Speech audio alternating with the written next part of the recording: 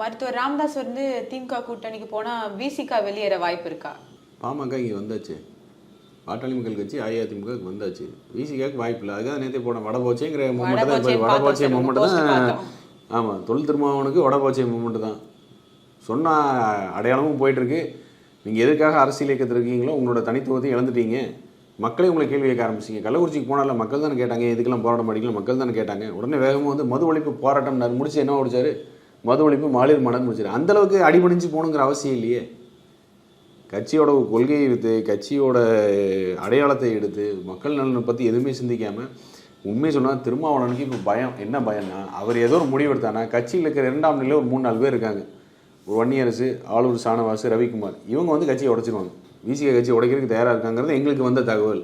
அதனால் திருமாவளவனால் முடிவெடுக்க முடியாமல் தவிச்சிட்டு இருக்காரு அப்படின்னு. கட்சியை காலி பண்ண முடியும். ஏன்னா அவங்கெல்லாம் வந்து டைரக்ட் கனெக்ட் திமுகவோட பேரோடு இருக்கக்கூடிய ஆட்கள் அப்படிங்கிற ஒரு குற்றச்சாட்டு இருக்குது.